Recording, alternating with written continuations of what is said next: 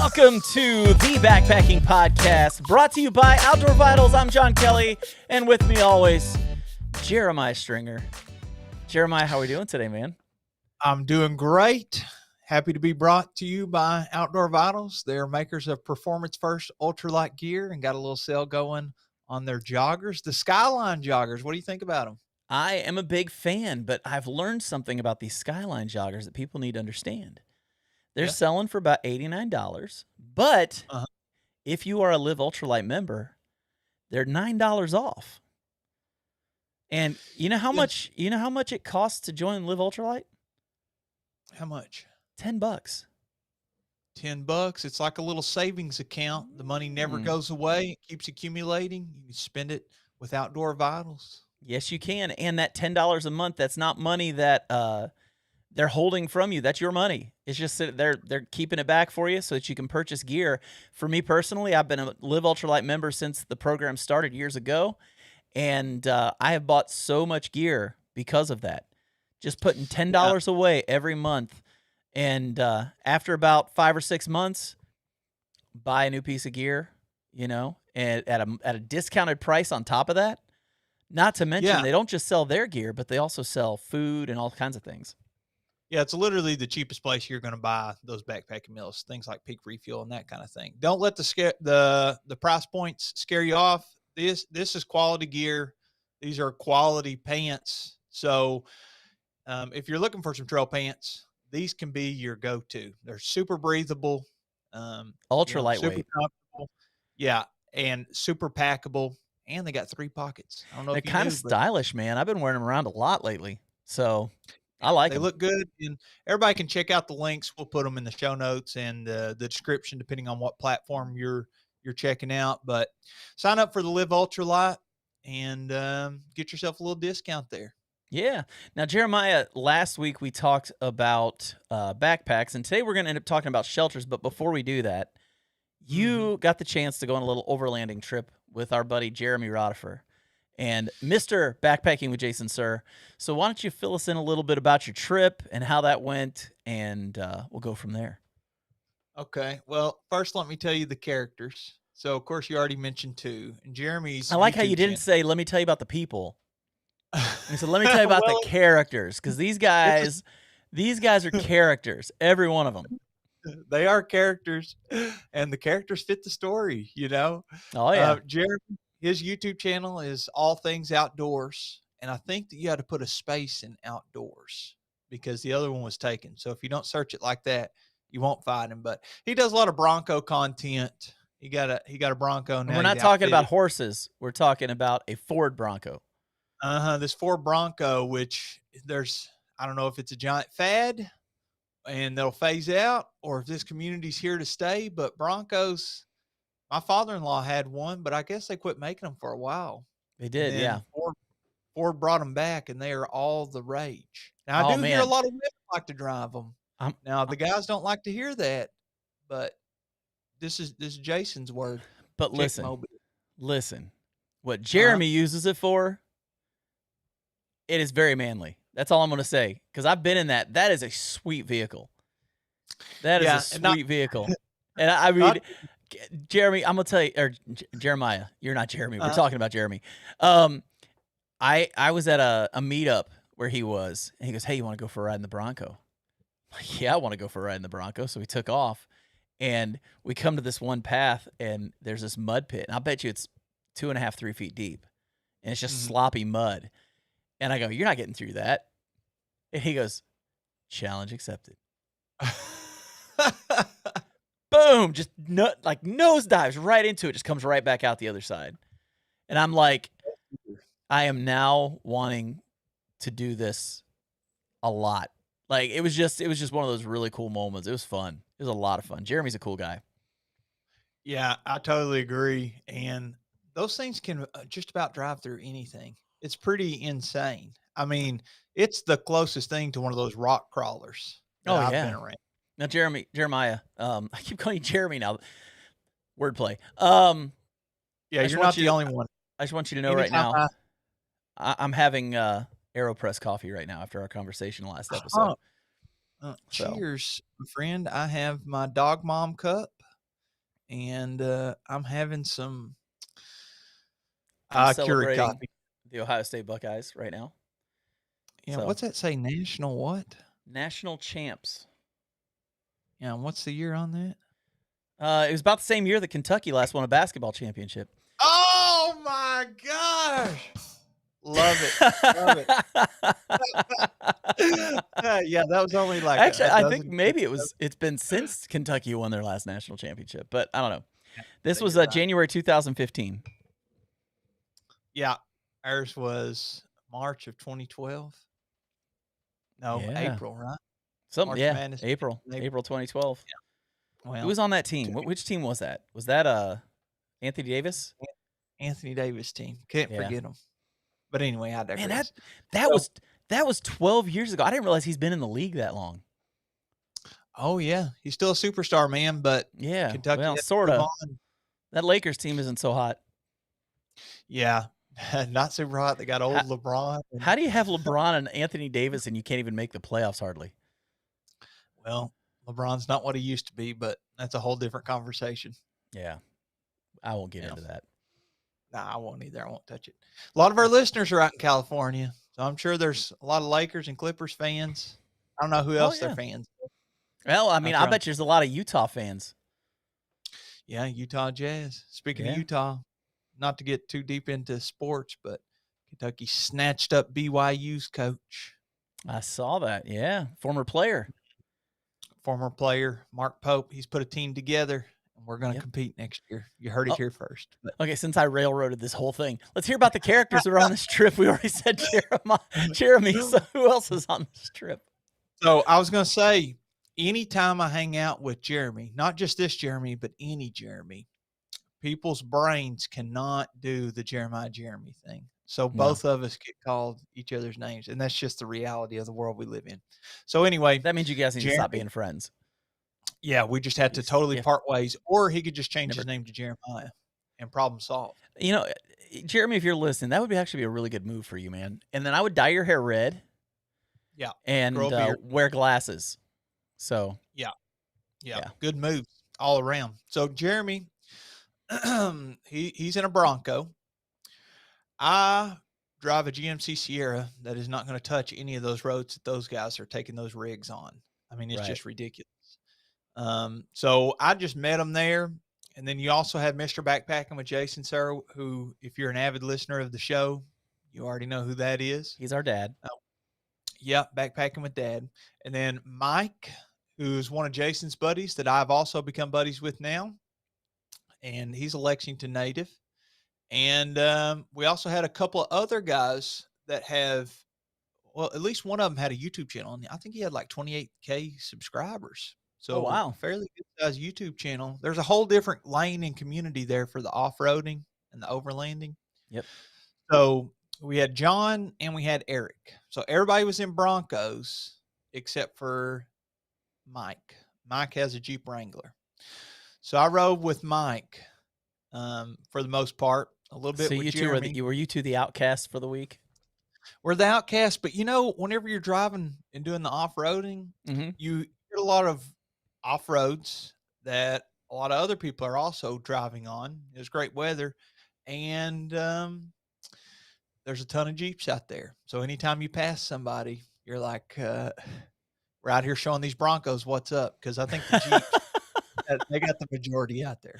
Those Broncos are nice, but they're expensive, man. It's a turf war. A turf war between the Jeeps and the Broncos. And the Toyota Tacomas. Oh, no, yeah, those the TRTs? Is that what they're called, or TRDs? I don't know. I don't know anything about the world. All I know is my lived experience. All I know is it's really funny that TRD, if you pronounce it, spells turd. Do you calling Toyota Tacomas turds? No, I'm just saying. I'm just saying the obvious. It's what does it spell? But anyway, I've got friends that drive those. Please don't be offended. Yeah, I got multiple friends that had Toyota Tacomas on the last overlanding trip. You know, also, we probably need to, can you look up the difference between overlanding and off-roading? Because we might be totally mislabeling these these guys and the community that they're part of. And I know there's somebody just sitting in their car right now, probably a Toyota Tacoma actually, and they're just Okay, yelling at their phone like, here it is. Differences between overlanding and off-roading. Duration uh, and distance. Overlanding involves long distance, extended travel, covering vast distances and exploring remote areas over several days or weeks. Off-roading trips are usually shorter, ranging from a day trip to a weekend adventure. So you're probably off-roading. yeah, we did some off-roading. So I guess technically I've never been overlanding if your Well, definition holds. sorry for the off-roading overlanding Nazis out there who want to, like, do the thing. Yeah, this Dude, my glasses are like all kinds of weird crooked. Like oh, it's your hat. I'm looking at my image right now and I'm going, why does everything look so crooked? Maybe it's just my face. I think I broke my nose years ago, so I mean, I have a crooked nose. So it's the left side of your hat.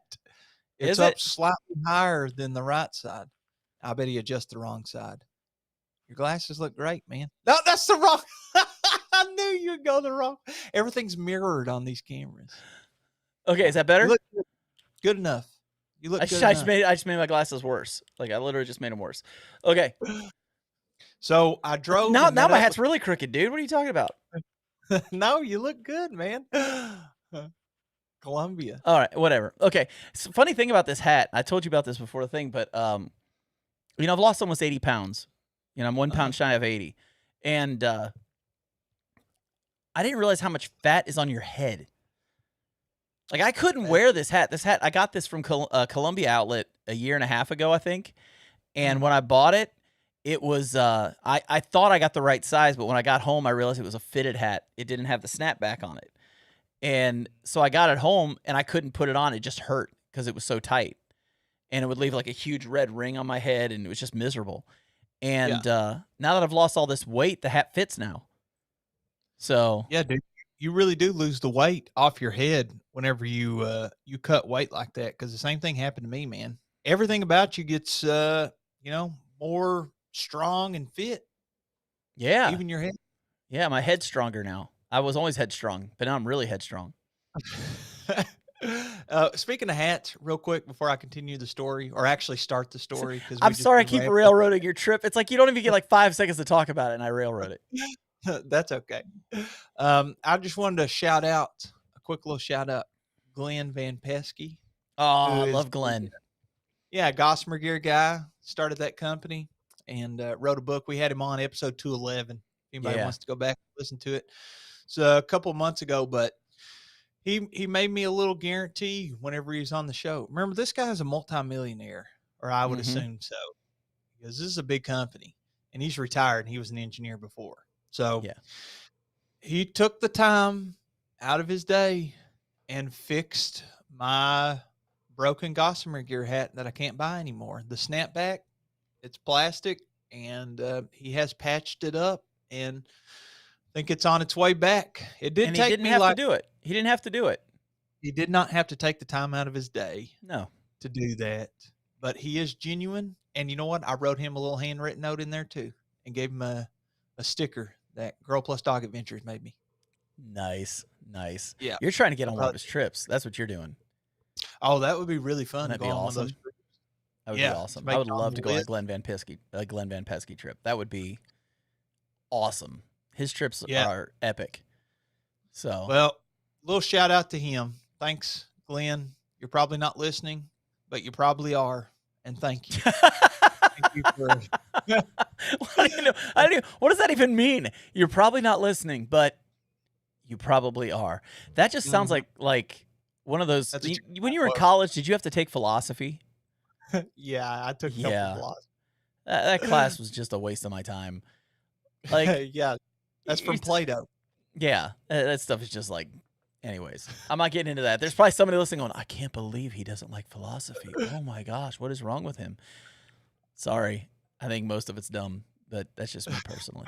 So, Well, back in the day, those dudes that were doing the philosophy were doing a little of everything. I mean, those guys were like medical doctors, they were physicists, doing a little bit of everything, Jeremiah.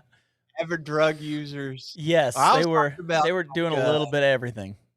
I was talking about like people like Galileo Mhm. and Plato Yeah. and Yeah. those guys. But yeah, they did a little everything, so they were wild. Yeah, they were crazy. Anyway, I was driving up. This trip actually took place at Red River Gorge, and for those that don't know, uh, a portion of the Daniel Boone Backcountry Byway kind of goes through there. And you think about backpacking, and there's all these designated trails. Well, the same thing is true for the off-roading community. So you Yep. can download things like Avenza maps and import different trails that you're wanting to go on and that kind of stuff. So we were doing a section of the Daniel Boone Backcountry Byway, and the first time I ever went, Jeremy had just got this Bronco. I mean, it was brand new, and this was the first trip.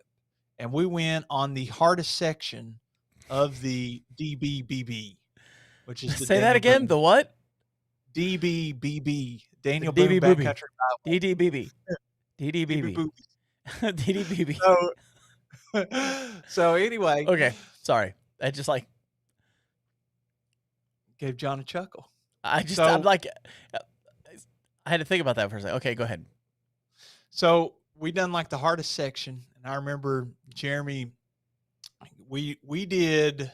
I was riding with Fig at the time, who also was in a decked out Jeep, and Fig. Who's Fig? yeah, Fig. He's one of Jeremy's buddies. Okay. So we go through this section called Finn Castle, and it took us a couple of minutes. And then Jeremy, I mean, it took like 45 minutes for him to go through the same sections because he'd never done anything like this, and it's a brand new truck. So you're trying not to tear it up because unlike backpacking, it is expensive.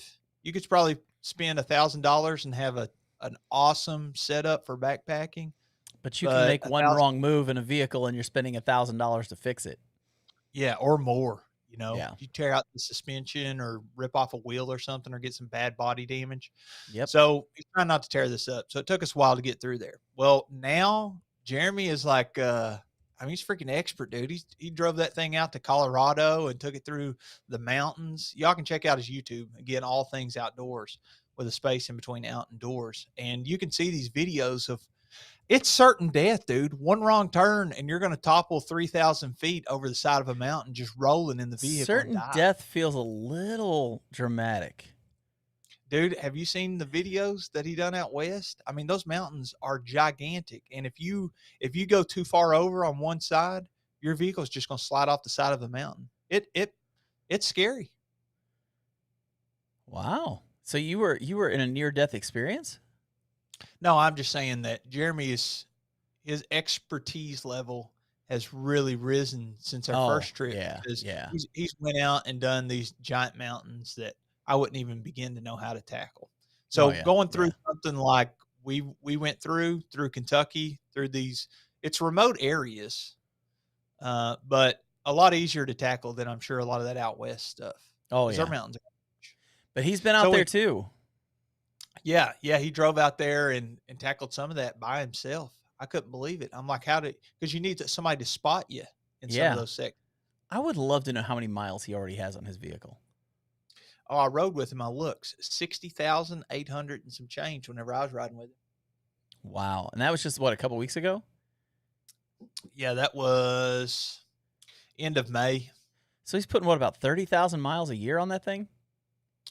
Well, he ordered it before COVID, I believe. And then it come in because those Broncos were all on back order. Remember, everybody, I say everybody, but a lot of people wanted one. And so you buy it, and then the price of vehicles went up a lot. So I think he got a pretty good deal if he wanted to sell it, but he's enjoying the heck out of it, man. He bought it to put the miles on it. Yeah. So anyway, here's how the trip went. Tell me about it. We're 20 minutes in. I still haven't started on how the trip went. So I drove up. We got there, and these guys had stayed at like a campground kind of, and they wanted to camp somewhere else the next night. I think they'd spent a couple nights out there already, and I had prior obligations. So I come on a Saturday morning, and I got there, and as soon as I got there, they were like, hey, we're going to go somewhere else to camp. So then we had to drive. I just driven like 2.5 hours to this campground. And they're like, well, we're going to go over here. So we went out Indian Creek in Red River Gorge. Yeah. So, see, that's a place I want to hike. Well, you can go out there and hike it. If you go all the way to the end of the road, If you take the right side, Yeah. then it ends at a gate and it says foot traffic only. So I'm wanting to Yeah. go out there and check it out too. We need to just go do that sometime soon before this Yeah, baby I comes. agree. Yeah. So anyway, about the Indian Creek, we went out there and it was totally full and they were having a fishing derby out there. So literally every campsite was full and there were kids everywhere on one part of the Indian Creek because of course this fishing derby.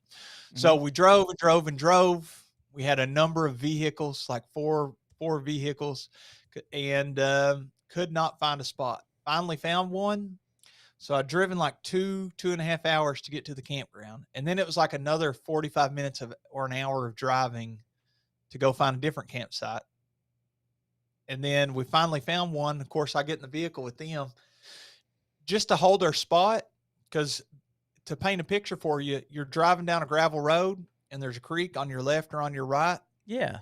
There's just pull offs. And you can pull off there and then walk over the hill and there's little campsites. But most of them are tent campsites. So all of us are Interesting. in hammocks, literally all of us, except for Jeremy, who brought his hammock, but it can also sleep in his Bronco. He's got it decked out to be able to sleep in it. So Nice. Jason, he sets up his chair and his just like his container that's got his camp stuff in it at one of the camp spots. And then we we leave and go do our off-roading. And just wait. Once I get to the end of the story here, I'll tell you what the campsite was like when we got back. Okay. So stay tuned. But Jason, he's the only I left my truck there, of course, but Yeah. Jason left his stuff out at the campsite just to hold the spot again. So I get in with Mike and we do this off-roading. And dude, this stuff that we're driving through, I mean, like you were describing what Jeremy took you through. Yeah. If you've never been on one of these trips, it's so different than backpacking because one, you get to just sit there. But two, the stuff that you see, it's so remote and you're driving over stuff you could never dream of driving over. I mean, there was one spot that was like just straight up. And if y'all want to check out my YouTube, I made a little short of Mike in his Jeep going through this area. Yeah. I was just recording it. But dude, I got in the vehicle with him after I took this little clip and uploaded it as a short. I got in the vehicle with him at that same spot and you go up a hill and I was like, I don't know if I want to ride or not. I was like, I asked Jeremy, do you know if this Jeep has a roll cage? Do they all come standard with like a roll cage? A He's like, roll don't worry, cage. there's a bar above your head. And I said, well, is it going to keep me from getting crushed? He's like, oh yeah, it'll keep you from getting crushed. And Jason's like, Jeremiah, you sure you want to go up that? Got a baby on the way. And dude, this puts the fear of God in you. This stuff that you're driving up, Uh-huh. you're like, oh, we could die here. I mean, this is scary because the vehicle rolls over and crushes you, and Right. you're just Right. dead. That's gonna ruin the trip for everybody, especially me, because I'd be Oh dead. man. That sounds So terrifying, but it sounds yeah, incredibly awesome at the same time. so it's hard to describe the trails and all the beauty and the stuff that we got to see. So I would suggest going and checking out Jeremy's video, or also Jason did a video, Mr. Backpacking with Jason, sir. If y'all check out his YouTube, I'm sure at the time of publishing this, he's already got that video out. Oh So yeah. done a little off-roading. So all day we spend doing that. And then finally we get back to camp.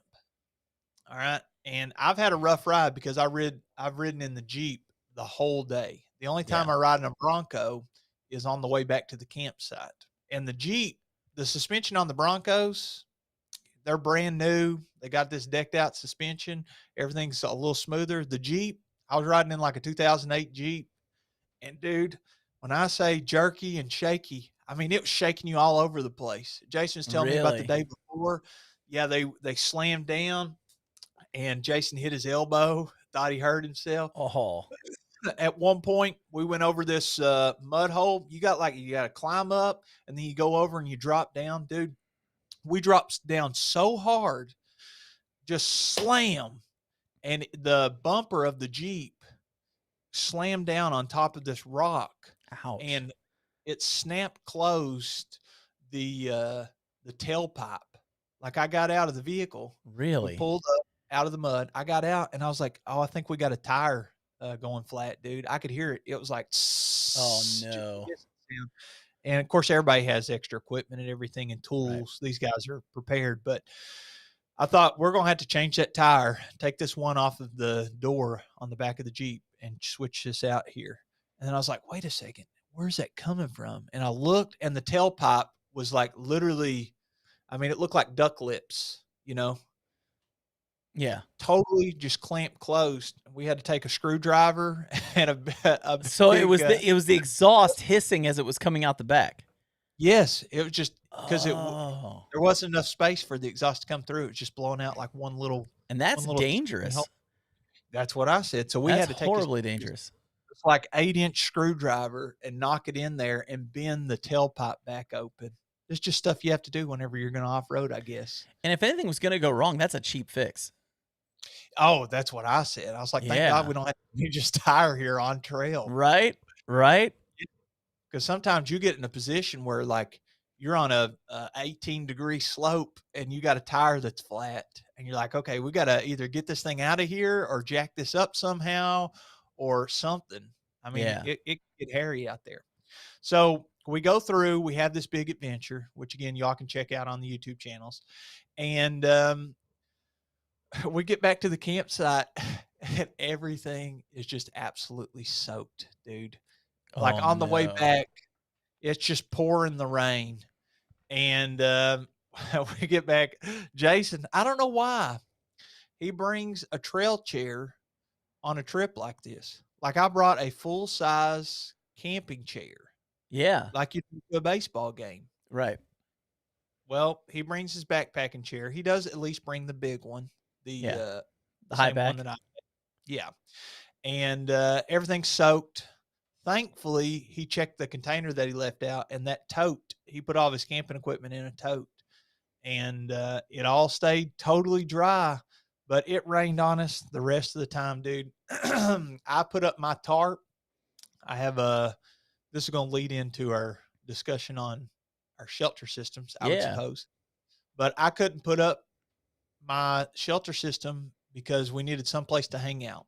So everybody, dude, we had to rig this stuff up, a place to camp. Mike's hammock, there was a tree that was cut off, and the tree was like 8 feet off the ground, but just parallel to the ground. He had to hang his hammock on the edge of the tree here and do like a lateral hang instead of the vertical with the Dutch clips. That Just sounds holding on. terrifying. Yeah, well, there was nowhere to camp, dude. We even once we got back, we even drove back around all the roads around Indian Creek, Yeah, which is because a long you drive. guys weren't hiking back, so you weren't finding the good campsites. Well, yeah, we wanted to car camp because we brought coolers. Like I had a Yeti full size camping chair. Right. So what I decided to do was set up my 13-foot Thunderfly made by War Bonnet.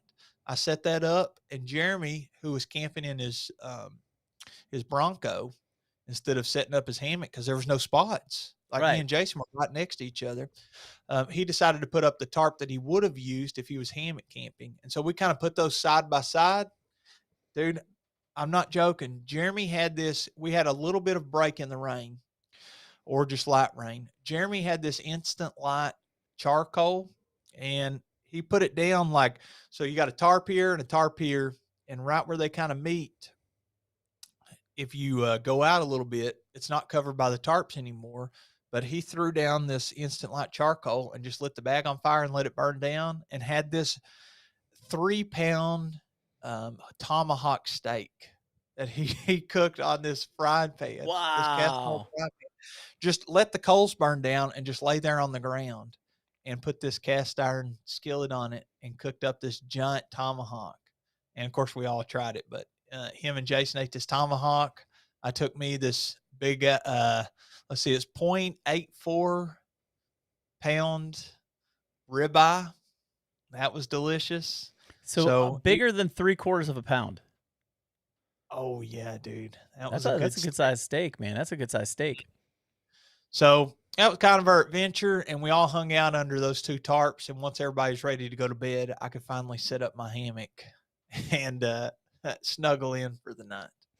Yeah, that's awesome. That's awesome. But you're right. This goes right into what we're talking about today. As we're now, what, 30 minutes in? Exactly. Perfect. It literally just hit Yeah, 30 minutes. Um, we're it's going to talk entertaining. about shelter systems.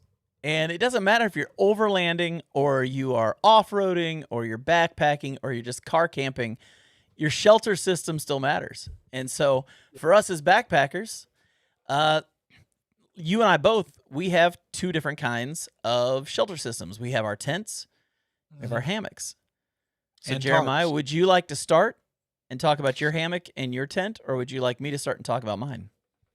Yeah, I'll tell mine real quick since I've been talking so much, and then I'd love for you to break down yours. Yeah. So, some people also use tarps, which I have tried tarp camping as well, but I really Mhm. like the kind of the security of at least having some kind of netting. So, what I go with is, of Have you ever course, the bivy third. camped? Now, I don't have a bit. Well, I take that back. I did borrow a one man tarp tent before, and it was Mhm. basically a bivy, Yeah. but I didn't love it because you don't have very much room to move. Yeah, I feel like you're in a It's kind coffin. Like, I just Yeah. can't do the bivy. The bivy's too claustrophobic for me. No, its purpose is not hanging out. Its No. purpose is let me find a place to sleep, and that's about it. Yep. So I'm not a huge fan of the bivvies, but they'll get the job done if you're more minimalist. But I'll Yeah. I'll tell you, dude, for a little extra weight, you can have a setup like mine. So a 13-foot Thunderfly, of course, probably not necessary for most people, but I have a And most of us 12-foot aren't 6'3". yeah. So my 12-foot hammock, custom hammock made by Miyagi on the Trail. If you want to see it, you just Google Pride of Kentucky, Jeremiah Stringer hikes, and I'm sure you'll find a video of it because Miyagi, he made me a video, and then I kind of edited some and put it out. So Pride of Kentucky, it's got trim of UK all around it, I like 12-foot it. hammock, Dutch, what are those called? D rings, Dutch clips, something like that. You talking Got about the the ones you spider put web. on the trees? Yeah, The Dutch clips. yeah, Dutch clips. So I got straps like 10, 15-foot straps. I don't know, 12-foot, whatever I ordered from Dutch. And Autumn Ultralight on Instagram. She makes these little lightweight, well, it's cordage and a little piece of hardware that you can stretch out your tarp with instead of doing a line across. What's the line called that Your you can ridge hang your line? tarp? Yeah, is it called a ridge line for the tarp as well? Yes. Okay. So I Suspension? don't do the ridge. Yeah, the suspension for my tarp, I don't do the ridge line. I just Yeah. do like kind of like a guy line on each Yeah. side. That's about it. So that's my setup. I use the hammock, but the length is what's important. 12-foot hammock, 13-foot tarp, plenty of coverage. Yeah, you could put you could put a family underneath that, I think. Well, that was the idea on this last trip. They had to hang out under there. That's awesome. That's awesome. So what kind of tent do you use? Well, I don't do a ton of tent camping, but I have a few tents. If I'm going with my wife, we typically will take the North Face Tri-Arch 3. But if I'm going solo, if I want a freestanding, I usually take my Telos TR2 made by Sea to Summit, but it's kind of heavy. It's got a lot of accessories though. Or I sold it now, but I did usually take the Six Moons Designs Lunar Solo, and that was Hmm. kind of my non-freestanding. You needed a one trekking pole for that tent, and then once I sold it, I said I need a different trekking pole tent, so I used the um, Duplex L. Ah, the See, tall boy duplex. yeah, you'll fit in there even if you're 6'3", 6'4". That's awesome. So you like that tent?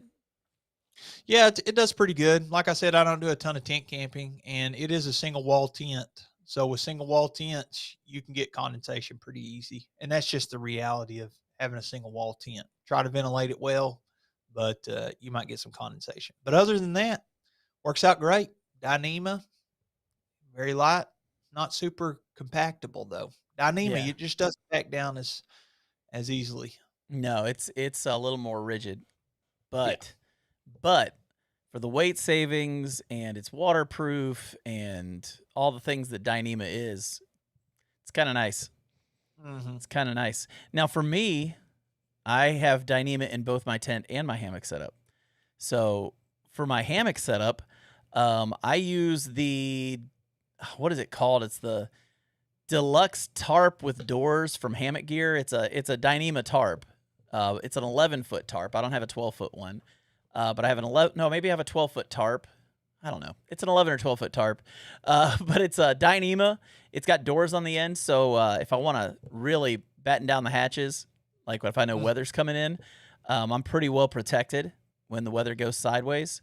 Right now, I'm still using my Dream Hammock Darien tent or hammock that I've been using for years, but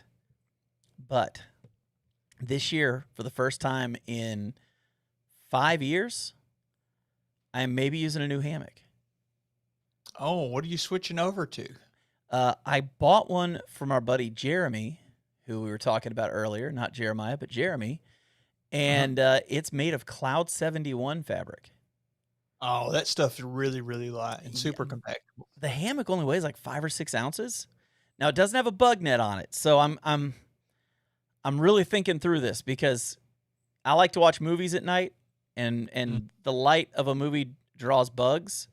So I'm a little nervous about, can I do that with this hammock without having an actual bug net on it. So I'm going back and forth with it, but it's really lightweight, and I've lost enough weight now that I won't break it.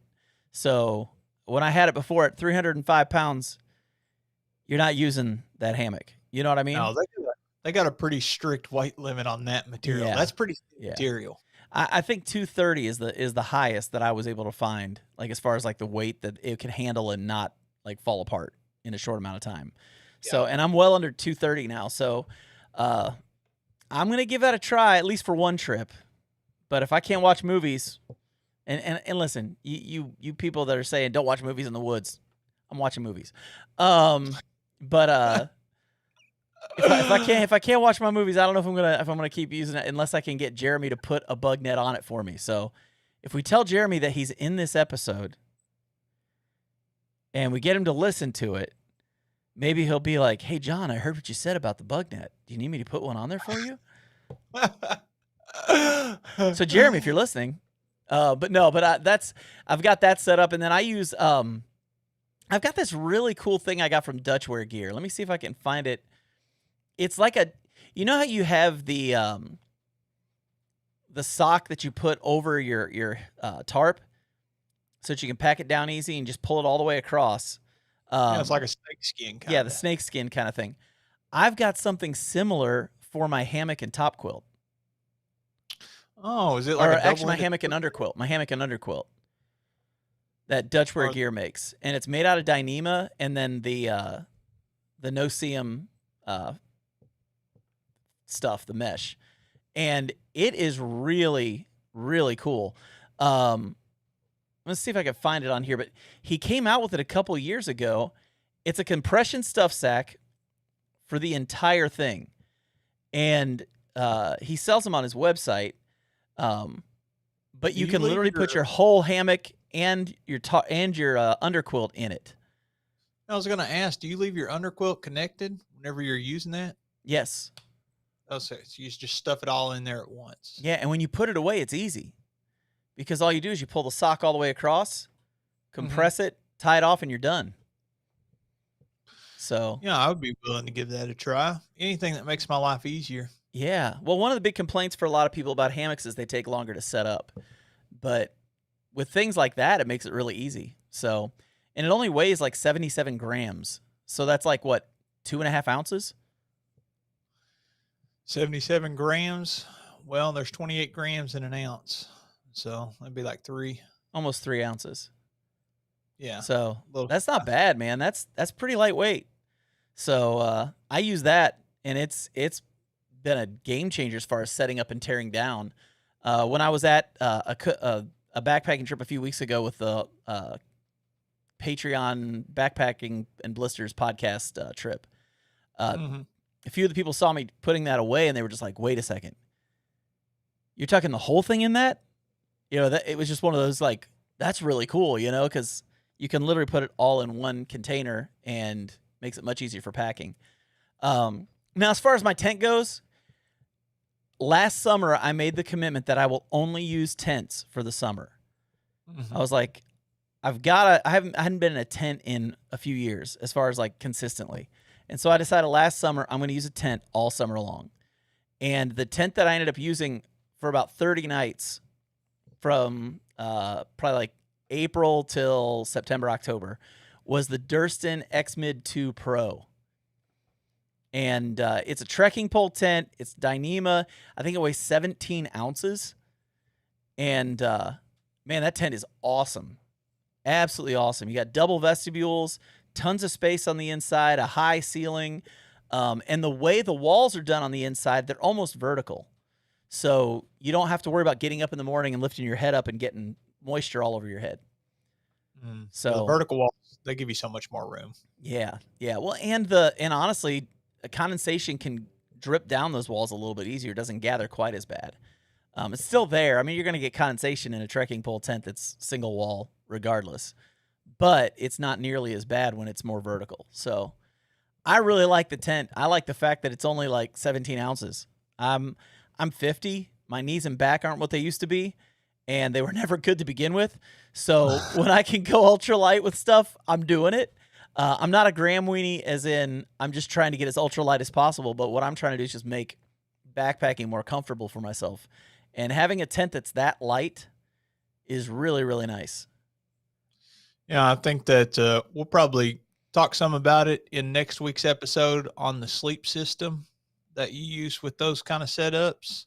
But I will tell you, once you dial in the hammock, not to get too deep in the debate of hammocks versus tent, but once you dial it in, for me, it's so comfortable. And There's like I nothing said, like it in the world. we'll unpack sleeping on the pad and the quilts and the sleeping bags and, you know, each of those things. But yeah, and you said people don't like how long some of this stuff takes to set up, especially with the hammock, because you got so many different things you got to do. Yeah. And a tent, it's the same way every time. You know, especially if it's a freestanding tent. Yeah. Because there's that way to just put it together and it's done. So it is quick. But I will tell you, once you get your setup dialed in on your hammock and you kind of know how to gauge what your tree distance and the height on the tree and all that stuff's supposed to be, then you're pretty quick with that as well. And you don't have to worry about how flat the ground is. No, and I'll tell you, if you don't set up if you're not setting up your tarp in your hammock camping, I guarantee you with 100% certainty that I can put up my hammock probably faster, but at least just as fast as whatever tent you're doing. I don't care what the tent is, because my hammock, it's not going to take a single stake. And if you're doing a non-freestanding, you're going to have to stake it out. Otherwise, it's not going to have tension to hold it. Yep. And if you're doing the freestanding, well, then you're going to have to use poles. And those poles have to attach somewhere. And I guarantee you in the time that it's taking you to set that up, especially without a tarp, I can have my hammock totally set up. Oh, yeah. If you know it's going to be a clear night, there's nothing faster. Yeah, it's super quick. It is. Well, Jeremiah, this was fun. Yeah, a fun story time. Thanks for taking us off the rails there a few times. It's my job, man. I'm good at it. Yeah. Well, it's what I do well, you know? Have a good. That's right. So next week, we're talking sleep systems.